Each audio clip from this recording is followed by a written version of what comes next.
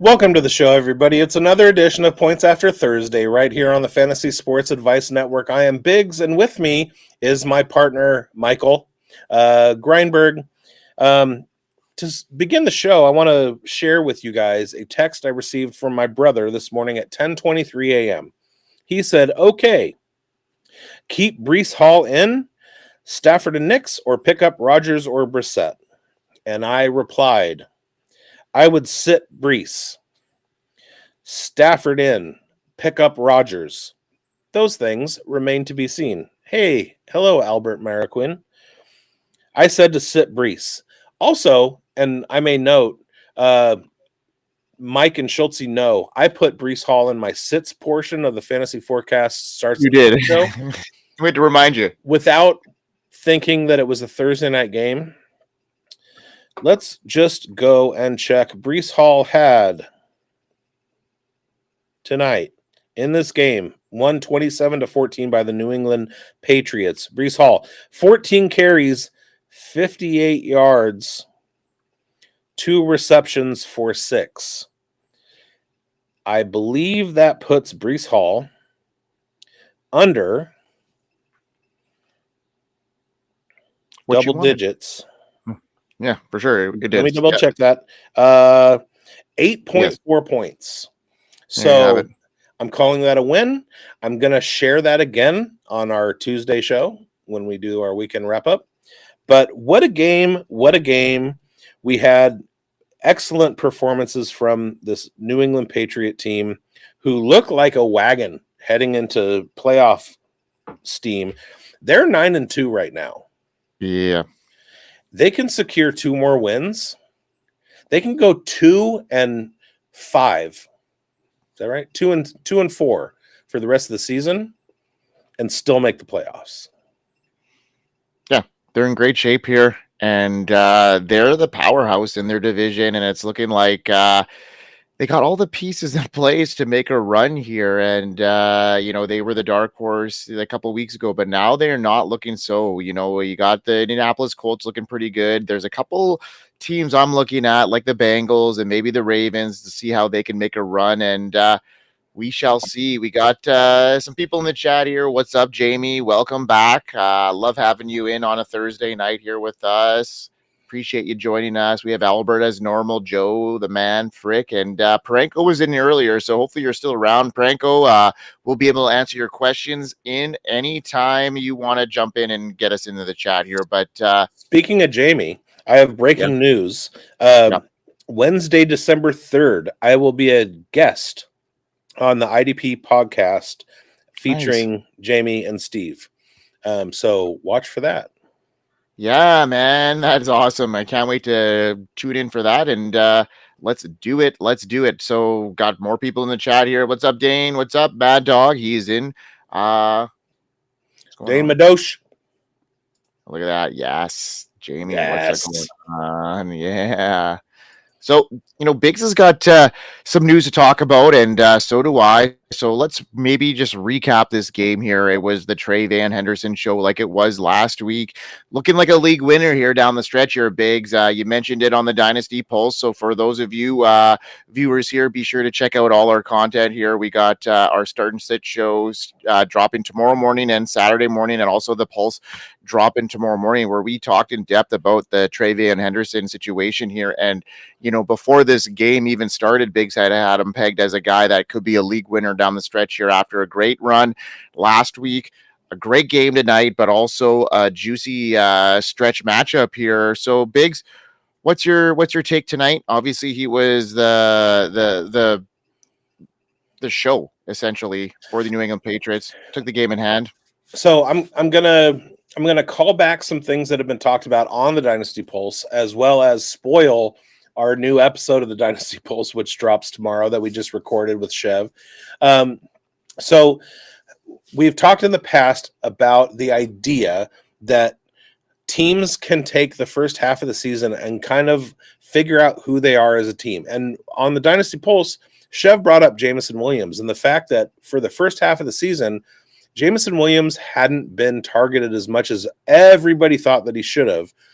the Detroit Lions kind of reassessed everything and figured out, look, we need to get the ball into Jameson Williams' hands. And the last couple of weeks, that's happened. The New England Patriots, in my estimation, have kind of done that so far. So you have a ramp up in snap shares for TreVeyon Henderson to 75% in week 9, and then 84% last week against Tampa Bay. This week, he had his absolute breakout, 19 carries, which was his best total of the season. He had 10, 14, and 14 the weeks before that. And he had 2 touchdowns. They were using him in the red zone. And this week, he had five targets, his second rate of the season, 5 catches, and a touchdown. So it's obvious that what this New England Patriots offense has done is gone back and figured out what they have in TreVeyon Henderson as a weapon. Now, the idea of teams assessing midseason what they have came to me via Julian Edelman and his podcast, Games with Names. He said that when he was involved in the Patriots Super Bowl dynasty, that what they would do is they would go through the first 8 games of the season before they realized what the identity of the team was. They would hope to pick up 5 or 6 wins along the way, but at week 8-ish, they would understand the identity of the team, what their weapons were, what they could go to, what they had to stay away from. Now, who is running this Patriots team? On offense, you have the offensive coordinator, McDaniels, and as head coach, you have Mike Vrabel. Those two were key pieces in the Patriots Super Bowl dynasty. So that appears to be what they've been doing. They spent the first 8 games assessing what they have. They picked up some wins along the way. They avoided some pitfalls. And then by week 9, they knew TreVeyon Henderson is that dude. 75% snap share that 9th week. Then he had 84% snap share against Tampa Bay. Then this week he has his complete breakout. I was a couple hours too late in calling TreVeyon Henderson a stock up, go get him candidate, or maybe a week late. I should have talked about it last week. Going forward, and another thing that I'm spoiling that I talked about on the Dynasty Pulse was rest of season schedules and who the opponents were. From now until the end of the season, TreVeyon Henderson gets Cincinnati in week 12, the New York Giants. Both of those have just hemorrhaged rushing yards and rushing points in fantasy. They get a bye in week 14. Then they see Buffalo, who hasn't been good against the run. Week 16, they get Baltimore. And week 17, they get the New York Jets, who TreVeyon Henderson just put up 32 fantasy points against. So from now until the rest of the season, TreVeyon Henderson, and we've talked about this in many contexts, rookies tend to break out in the second half and become league winners if they are great players. We've been calling TreVeyon Henderson a great player since January, and it took half the season for the New England Patriots to get on the same page as us. But now they are, and Henderson is absolutely producing, and he will win you your championship.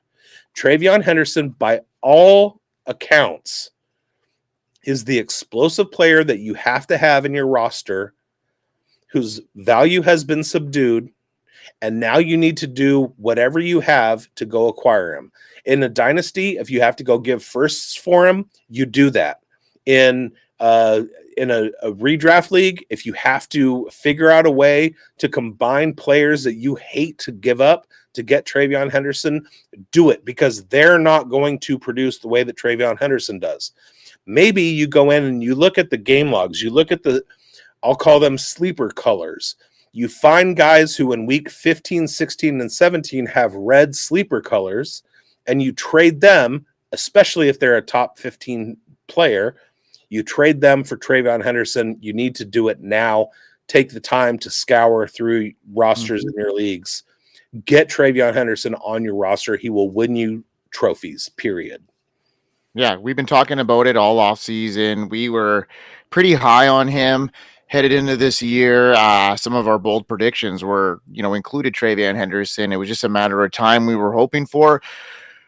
Vrabel took a little bit longer than we expected to get him in the lineup, especially with how much we saw, Ramondre Stevenson fumble earlier on the season. And, had, like you mentioned on our last show, if Ladd Larson might have had the opportunity, he I think you mean probably lunch pail Larson. lunch pail Larson, if he would have had the opportunity, just like, Jennings now. Like, I mean, it's incredible here, but I think they've smartened up, and Travion Henderson, I think, is the guy here. What's your take then? Obviously, you're not worried about Ramondre coming back at all and cutting into this workload.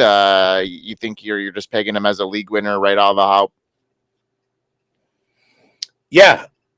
Look, the dude just put up 32 fantasy points tonight.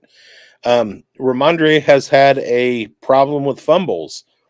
You know that the brain trust is looking at Travion going, this is the guy who is the key to victory. Well, we thought that at the beginning of the year. Obviously it wasn't the case. So just an interesting scenario. And I'm hoping you're right because, my Travion Henderson take at the beginning of the year, all my shares that I have in him, I'm excited to see. So hopefully this continues on. I don't know. Somehow, pre-draft, I had him as my RB4. Mm-hmm. But, I mean, look who we're talking about. Ashton Genty, Cam Scattaboo, Caleb Johnson, Judkins. Omarion Hampton, right. Quinshon Judkins. So he was right there in the mix, even at RB4. You can quibble RB2. Everybody had Ashton Genty as RB1. Yeah, most people did, yeah. And at this point, before this week, I think that Ashton Genty was the leader among rookies that weren't Cam Scattaboo. Henderson is going to absolutely smash what Genty is going to do, especially with the strength of schedule. Going forward from now to the end of the season, Travion Henderson has a cupcake schedule against defenses. Ashton Genty is going to run into some walls. So whatever you think about them, the schedule is going to make a difference. Ashton Genty is a great running back. By all accounts, should have been the first running back drafted, but Travion Henderson is going to wind up as the RB1 of the class as of the rookie year. All right. And we got Parenko. Okay, so welcome back, Parenko. We were waiting for your question. We were hoping you would tune back in because we had not answered it. We were waiting for you to pipe up and get back into the chat here. So trade BTJ and Kamara for McLaurin, DeAndre Swift. He's 8-2. Sorry if you've answered already. We have not. And yes, we are all Travion Henderson truthers here. For me here at this stage here, we're not sure what's going on with McLaurin and the Commanders. Biggs had DeAndre Swift as a stock down in our Dynasty Pulse episode. And for me, I see this opportunity where Tyler Shuck as an opportunity for Alvin Kamara. We've seen the last couple of weeks. It's almost a wash between McLaurin and BTJ, but BTJ's been playing for most of this season. So for me, I'm going with BTJ over McLaurin and Kamara over. Kamara and Swift are almost a wash at this stage, but I think that I think I'm going with BTJ and Kamara. Again, this is a reason for you guys to all be watching the Dynasty Pulse because this has been addressed. DeAndre Swift is a stock down, and the reason for that is his rest of season schedule, the defenses he's going to be going against. He's going to have a bad time. He's not going to help you in the playoffs. McLaurin and BTJ, you talk about a wash. McLaurin can barely get on the field. BTJ just has some mental things that he needs to get over. We know Kamara's upside. I'm not sure Trevor Lawrence is the mental thing that is preventing BTJ. No, he's not. That's what I'm saying. Well, I'm saying he is. No. Brian Thomas Jr. there was an incident in the offseason where Kyron Lacey, LSU wide receiver, who was supposed to be a highly drafted prospect, was charged with murder or manslaughter, whatever, in an auto accident where somebody died, the pressure on Kyron Lacey and the fact that he was being charged led to him committing suicide. He was Brian Thomas Jr.'s best friend. So Brian Thomas Jr. lost his best friend to suicide. That's not something that can be handled easily. On top of that, just into the season, a couple weeks ago, video was revealed that the police had in Louisiana that showed that Kyron Lacey could have had zero involvement in the death of the person. It was somebody else who caused the accident, and he was being targeted racially. That can be something that if you hold somebody in the regard that BTJ held Kyron Lacey, that can mess with your head. And one of the things that Schultze has brought up multiple times is that the difference between Brian Thomas Jr. this year and Brian Thomas Jr. last year has been in focus. He's not running his routes crisply and precisely. He's losing mental ability at the catch point. He's a different person mentally. It's not that Trevor Lawrence is having trouble getting him the ball. It's that Brian Thomas Jr. is not as focused as he was. We can't quantify mental health issues, but what it looks to have been over the course of the first 9, 10, 11 weeks is that Brian Thomas Jr. is just having trouble in life. That can be overcome. Terry McLaurin is having trouble with his body. That sometimes cannot be overcome. Then you go to the Alvin Kamara part of DeAndre Swift. DeAndre Swift is going to be shut down in the second half of the season. Alvin Kamara has an open schedule. So if Alvin Kamara can rebound and get back to the level of play that Alvin Kamara is known for, this trade is absolutely do not do it. Yeah, me too. I'm on that, Biggs. All right, let's get another. Well, no, it looked like it doesn't matter anyway because, well, heck, he just traded Swift for RJ Harvey. Anyhow, that was a good trade. I would give up my lineup for RJ Harvey. Yeah, no kidding, great trade. Now we got to help me set my lineup question. I love these ones. Now you got Hurts and Caleb. Wide receivers, T. Higgins, A.J. Brown, Sutton, Nico, RBs, Javonte Warren, Woody, McBride, flex, one of them. So just one of them? Okay, just trying to figure this one out. Help me set my lineup. So what is the Bears? Geez, I love all these. I love Warren this week. I love Woody this week. I love Javonte this week. I love McBride this week. AJ Brown. I love T. Higgins. Nico, I like a lot this week against the Titans. Process of elimination. You know, there's a lot of great plays here, so I'm not exactly sure how many you're trying to start here. Just flex one of them. The only play that I see as a negative this week is Woody Marks. Okay. Yeah. I think if you're asking Hurts or Caleb, I might lean Caleb. Where do I have these guys in my quarterback rankings? I've got Hurts as my QB4 and I got Caleb as my QB7. We got Minnesota defense and Detroit defense. I think Detroit and Philly could be, a high scoring game, which leads AJ Brown to have a decent one. Squeaky wheel gets the, oil. Nope, I'm going Hurts. So quarterbacks, I'm going Hurts over Caleb. Me too. And then from everybody else, I don't like. I'm sitting Sutton. I'm sitting Woody. I like Woody over Sutton just based off of what I've seen in Denver's offense. They're leaning towards more their wide receiver one being Troy Franklin. And I just see this being another Woody Marks potential week here because of what he's done. I mean, obviously, there's that variability. This is the week that Titan game where Woody Marks went on the map, 2 touchdowns, 119 yards. I really think that this could be another great week for Woody Marks and building off that momentum. And if he can continue with his snap share like he had last week, and I think the Texans are onto that.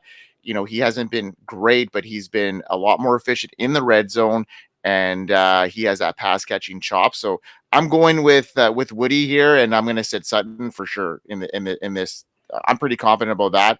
But Biggs is thinking Woody is your sit. So if you can sit one of those two, if you have to sit them both, do it. But hopefully we've cleared up a little bit of your ambiguity in this one.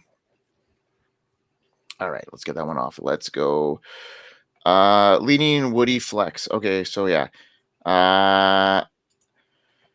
Should I start BTJ over Rachaad White at the flex this week? I really want to believe in BTJ. Now let's look at the matchups here. BTJ or see Rachaad White, this could be a game where, it's a tough one, with Sean Tucker gaining some momentum here in between the tackles, but this could be a game where, the Bills, Swiss cheese run defense. We saw what Achan did last week. There could be opportunity for both these guys to have some relevance here. Biggs, where do you stand on this one? I'm leaning Rachaad White here. I don't like matchups against the Chargers. I think their defense just suppresses fantasy points too well. Their second fewest points allowed to wide receivers, and Buffalo has not been great against running backs. So I'm leaning Rachaad White on this one. All right, he's leaning Rachaad White on this one, and I'm going to do that too because of the defense, the opportunity, and the potential, against that Chargers defense. So yeah, I like this call there, Biggs, on starting Rachaad White. It's a tough one. All right, so that was 1 quarterback, 2 running back, 2 wide receiver, 1 tight end, 1 flex. So we're pretty much bang on there. So you're either putting Woody or you're putting Sutton in your flex, depending on how you feel. And when that happens, I tend to go with wide receivers because they have an opportunity to score more fantasy points, especially when they are likely the wide receiver 1 on their depth chart, and the running back is part of a mixed backfield. You have Nick Chubb, who is, if anything, he's taking away points from Woody Marks. If I'm D'Amico Ryans, I am playing Woody Marks on every snap in Houston and not rolling with Chubb. But I'm not D'Amico Ryans, and he is playing Chubb to the tune of 15 to 16 carries per game. And that's just taking away fantasy points from Woody Marks. Well, his snap share was under 20% last week. And if you look at that plus the game he had as a breakout game versus the Titans, I'm going to push my chips towards what I've seen lately and against Sutton, where, I'm not convinced Bo Nix. This is a really, really tough matchup for the Broncos in general. I've got Bo Nix outside of the top 20, and he's leaning on Troy Franklin at this stage. So I'm going to go with the opportunity, and the Titans are really bad against the run. So that is why I'm going to lean that way. I'm going to look real quick and see. All right. They haven't seen. I know it's a different year, and I know it's different. The last 2 times Courtland Sutton and Bo Nix have faced the Kansas City Chiefs, Courtland Sutton had 19 points in Week 10 of 2024 and 20.8 points. Those were his second and third best totals of the season in 2024. That was Bo Nix and Courtland Sutton against the Denver Broncos defense. I know, or against the Kansas City Chiefs. I know it's a different year. What happened this year against the Titans and Woody Marks? Sure, but this is the Broncos and the Chiefs.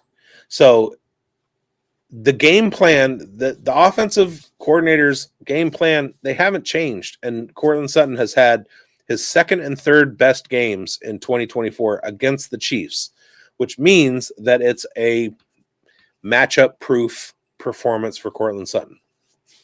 I love that we're giving you guys so many things to think about. Well, I'm big on a Woody. Give me a hard. You love Woodies. I do. I love my Woodies. Okay. My wide receivers are thin and just staying afloat with my RBs. 2 RBs, 1 flex. Ooh, you're not staying afloat with your RBs. Come on now. You got Chase Brown, who's on the ascent, and Rico Dowdle, who's going to be a league winner, and Jalen Warren with a juicy matchup this week and down the stretch. I love this. Okay, so what's your question? So, 2 RBs, 1 flex. Got it. Okay. Out of those 4, who are you sitting? Rashad White.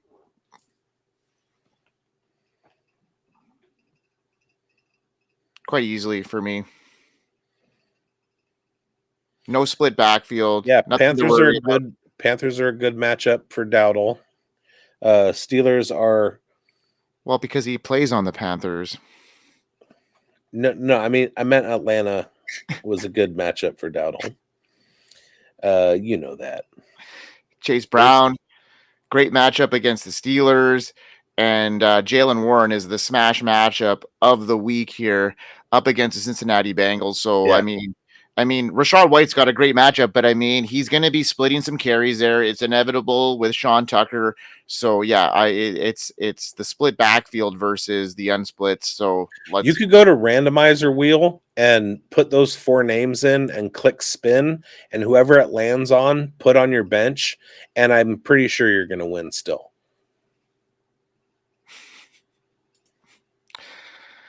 Now he's craving some Arby's. Look what you've done here, Biggs. You've created a monster. How did what did the Arby's have to do with anything? Who do I trade? And why you always smoke before bed? You start the smoker, and then you go to bed. You set an alarm, and you get up. You always smoke before bed. It takes 12 hours to smoke a damn butt, so. Mm-hmm. The Arby's. Oh, the Arby's. Jamie, you're a master of the pun. Did you know that like one of the lowest levels of comedy is puns? Yeah. I did. All right, let's cover maybe one more topic before we let our viewers go for the evening. Got anything to talk about, Biggs? Anything special? Only that I have a show every Sunday morning at 8:30 a.m. It's called Breakfast with Biggs. I share with you a cocktail that is perfect for the morning. And it is brought to you by Chris's Smoked Pickles. Hey there, friend. Biggs here. It's time we had a conversation about a dilemma facing most Americans. I'm talking about PDD, pickle deficiency disorder. You or someone you know loves pickles and suffers from PDD. Thankfully, there's someone to help. Chris's Smoked Pickles. Chris is doing big things up in Big Lake, Alaska, mainly making the best freaking pickles you've ever had. Chris's Smoked Pickles come in 3 flavors, regular, jalapeno, and my favorite, habanero. That's for the chili heads. He's also making these flavors in a jarred relish, perfect for hot dogs or other sandwiches. The smoky brine is also fantastic in a dirty martini. If pickles aren't your thing, don't worry. Chris is also smoking various cheeses and meat sticks. And he makes a trail mix. You can find Chris's Smoked Pickles on Facebook and reach out to him on Messenger, or call him or text at the number on the bottom of the screen. Use hashtag Biggs in the message for a special deal exclusive to my viewers. Don't live another day with PDD. Order from Chris's Smoked Pickles now. Let's go with no, you just caught me drinking a pickle martini with pickle juice from Chris's Smoked Pickles. That's how you go. Okay, we got a couple more questions here before we let our viewers go for the night. He's got a tight end dilemma, just like your pickle dilemma, Biggs. Who to start? Robert Gatson or Sam Laporta? Well, Laporta is up against the Philadelphia Eagles, and Gatson has got a matchup versus the Jacksonville Kansas City. Jaguars. And Excuse me? Gadsden is playing the Chiefs. no, the Chargers are playing the Jags. Oh, I'm sorry. Excuse me? They're playing the Jags. I am all over Gadsden on this one. Yeah, I got Gatson. He's my tight end 6, and Laporta's Hashtag my Dad for Gad. There you go. All right, we got. I think Chev just had an orgads. Gadsden. Yeah. All right. So need 2. I have RJ Harvey, Mason, Monty, DeMarcado. DeMarcado could have some value this week. Need 2 flex. Also has Debo, Washington, and Watson. Geez. Okay. So he needs 2 RBs. So Harvey, Monty, probably locked and loaded. Okay. And then need 2 flexes. I'm going to go with DeMarcado in this one. And, you got Debo as a sit for this week, and I think that might be relevant. Malik Washington here, great matchup. The Dolphins could do something here in the pass heavy offense. I'm gonna take a stab here and do Washington, DeMarcado, Washington, Harvey, and Monty. What are you thinking here? That's going out on a limb with Washington. I mean, I love him. I have him in a lot of places in Dynasty, and he's been a pleasant surprise. The problem is that he doesn't get consistent touches. I don't know about Watson. But it's like Debo wouldn't, and he's got him as a sit. So I lean towards Washington and like one of the best matchups he's going to have this year, right? And and that's pretty huge. And then the other one that I was looking at was Detroit against the Eagles, and I think this is going to be a pretty good day for Gibbs and Monty. I think they can control the game. We saw Philly couldn't get control of it against Green Bay for a while. Like, it was back and forth trash ball. But I think that Detroit can I think they can capitalize in the running game. So I'm going Monty, Washington, Harvey, DeMarcado. That's 4, right? Monty, Harvey, Washington, and DeMarcado. Yeah. That's Watson. I like the matchup, but can you rely on him? It's really tough because I've got Romeo Dobbs. I mean, Schulte has had him as a start of the week this week, and then for me, I've got Dontavian Wicks as a sneaky sleeper here this week with the matchups, and it's a tight one. Honestly, it's between the 3 wide receivers, and Debo's got the name recognition. Washington's got the elite matchup, and then Watson's got the steam going on right now. So honestly, it's a tough one. I'm leaning Washington in this one. DeMarcado, I mean, if Bam Knight doesn't play, he's going to have the lion's share here because we know that Trey Benson isn't going to be in there, and he's outplayed Carter. So I think DeMarcado is the third one for me. And then it's just a roll of the dice between the flexes. So look at the upside. If you need a floor play, probably go with Debo. If you need a medium to ceiling play, go to Washington. And if you need the ceiling play as like you're down and you need a lot, I'd go with Watson because he could be that boom play for you. What are your thoughts on that? Go to the waiver wire and pick up Trey Tucker. There you go, because Trey Tucker is going to be, or Tyler Lockett for that matter, I think could be outpacing all three of those guys with the matchup against the Cowboys. So I've been picking up a lot of Tyler Lockett. yeah, It's not a place that in the last 3 years I thought I'd be, but yeah, I've been slowly but surely using Zero Fab to get a bunch of Tyler Lockett. we just got a smoke pickle sub from Jamie. Of course he would. Yeah. Now we got a Rome or Pickens rest of season. And well, if you tune into the Dynasty Pulse, you'll hear Chev's take on Pickens rest of season. This is clearly a contract year for Pickens. He's going for the bag. Go for Pickens here. And if you listen to the forecast, you're going to hear about Rome Odunze being a fade for us because of how well this team is coming together. They're spreading the ball around, and you can't forget about what Luther Burden is doing and how he could be a guy to pick up rest of season. So Pickens for me. Biggs, who do you got in this one? I heartily agree. There is a clear wide receiver 1, wide receiver 2, who gets the target share in Dallas, which is a prolific passing offense with a good quarterback in Dak Prescott. Chicago, not so much.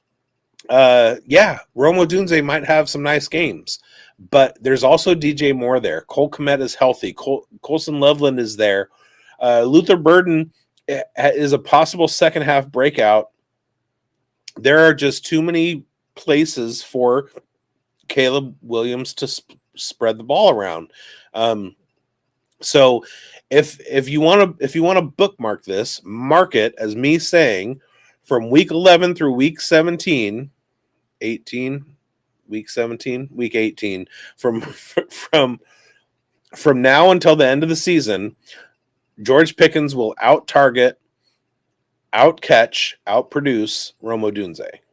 Love it. I agree with you there. Now we got a defensive defense special teams call here. Bears, Seahawks, Falcons. For me, this is a pretty easy layup. In my opinion, I've got the Falcons in this one against the Carolina Panthers. I think it's going to be a very low scoring game. The Falcons have a really good shutdown wide receiver group there. So I got Tetoro McMillan as a fade this week, and look for Rico Dowdle. He'll have a nice one, but you look at the Seahawks, they're facing the Rams, and then the Bears don't have a great matchup either. So I think they have the Vikings right at home. So I'm looking at the Falcons here all day. What are your thoughts here, Biggs, on this one? Minnesota against defense and special teams has allowed the 5th most points. So I will be leaning Chicago in this one. Mm-hmm. All right, he's leaning Chicago. I'm leaning Falcons. It's the defense special teams units. I'm not sure either of them will swing your lineup this week, but hopefully we led you out of the Seahawk range. Who is Atlanta playing again? Carolina Panthers. I guess they're only a couple spots behind Minnesota, so I've got them as 5, and I've got the Bears. I've got them outside the top 20 this week, honestly, in defensive special teams. But that's just my rankings. All right, Herbert or Dak? Dak. Okay, yes, and for sure, yeah. Her, they're pretty close. They're splitting hairs for me. I got them at 4 and 6, but 5 and 6. But yeah, they're. I'm only leaning Dak because in my home league I have Jackson Dart, Jaden Daniels, and Dak Prescott. Biggs. So Dak's a start for me. Me, I'm leaning Tez here. Who are you leaning? Debo or Tez?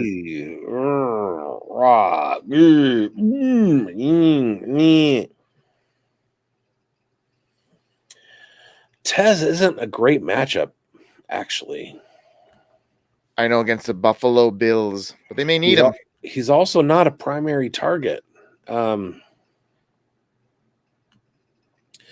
Ibuka's out there.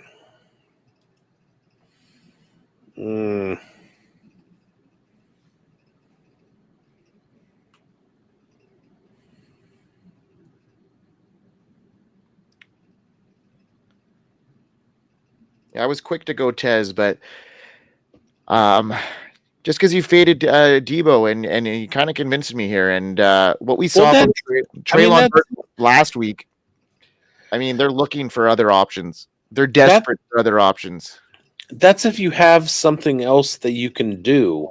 2 touchdowns last week is what have you done for me lately kind of guy. And you are definitely like short window 6-day outlook kind of guy, judging from the questions that you pose every week on our shows. You definitely follow like the weekly trends. You need to. That's what the people are here for, to see. They want to know the weekly trends. Right. And then I'm here to say, hey, pump the brakes a little bit. Let's have a longer outlook. Buffalo's not a great matchup against wide receivers. They're not terrible, but they're not great. Miami is an even worse matchup, but I feel like in this context, Debo is more of a primary target than Tez. All right. So that's what I say. Fair. Even though I had him as a sit. When you're talking about 2 sit candidates, who's the better of the 2 sit candidates? And I get it. I'm in that situation in the leagues that I have Debo in the starting lineup, but I'm calling him a sit. All right. We got a couple more here. We do 2 more questions, and then I got to run for the evening. So need 1 wide receiver, 1 flex. He's got Juwan Jennings, Rashad White, DK Metcalf, Charbonnet, I'd assume, and Monangai. So 1 wide receiver. I'm starting Monangai. So starting Monangai as your flex. And then what wide receiver are you going with? You got to go with Metcalf, right? Yeah, me too. Yeah, I'm going to Monangai. I do like Juwan Jennings, so I might lean Metcalf on coming back to might complicate things. When Juwan Jennings is on the field, he is the primary wide receiver target for the 49ers. Kendrick Bourne didn't make that go away. Ricky Pearsall won't make that go away.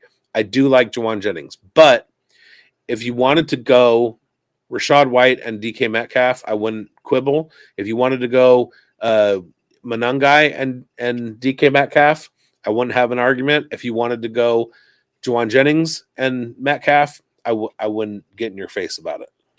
I'm going to go Metcalf is my wide receiver, and I'd go Rashad White based off the matchup there. And with the split backfield, I think Rashad I'm not going to yell at you for that. Yeah. All right. Last question of the night here. Hi, should I trade Drake London, Woody Marks, and BTJ for McCaffrey and Harrison? No. I'm not. Absolutely not. No. So you have Drake London, who is a wide receiver 1 for the rest of the season candidate. He's had 3 wide receiver 1 finishes in the last 4 weeks or 4 games that he's played. You have Woody Marks, who's a running back on the ascent. And you have BTJ, who's a top 12 wide receiver finisher from 2024 that has an ultimate ceiling. And then you have McCaffrey, who's great, and Marvin Harrison Jr., who's been a no-show for the last year and a half. You do not make that trade. Absolutely not. I see the upside here with Marvin Harrison Jr. rest of season with Jacoby Brissett. I think he's going to have a really strong end of season, but I also do think that is the case for Woody Marks as well. And like Biggs had mentioned, for London, I think this is great. And I'm still a little skeptical of BTJ. Schultz and Biggs have convinced me otherwise over today. So I'm holding a little bit of stock here for BTJ to come back here. So I'm not making when you look at a trade, you start with the best pieces on either side. Would you trade London for McCaffrey? No, that's it. I mean, that kills the trade right there. Yeah, especially with the remaining pieces. All right, Biggs, what we got going on for the rest of the week here? Tomorrow morning, what's happening? Well, I'm gonna go eat some pistachio pudding. I'm gonna eat chili dogs later. That's Oh, you meant, okay. Yeah, so we have shows that drop. We got 2 dropping tomorrow. Dynasty Pulse, the whole episode, and we have our sits show. Then on Saturday, our starts show for the fantasy forecast. I meant to say fantasy forecast sits on Friday, and fantasy forecast starts on Saturday. Breakfast with Biggs kicks off the FSAN Sunday at 8:30 a.m. West Coast time, 11:30 a.m. East Coast time, followed by Spilled Coffee. We wrap it around to Tuesday. We drop our waiver wire and weekend wrap-up show. Then we got Points After Thursday on Thursday night after Thursday Night Football that kicks the week off again. We hope you join us for all of those things.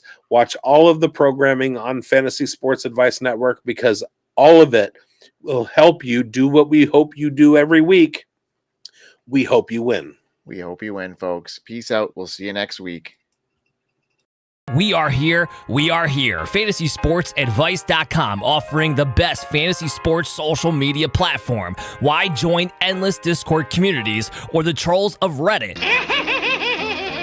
Fantasy Sports Advice is a community designed to help you win with 24/7 support. Go to FantasySportsAdvice.com and become a pro member for unlimited access. Again, go to FantasySportsAdvice.com.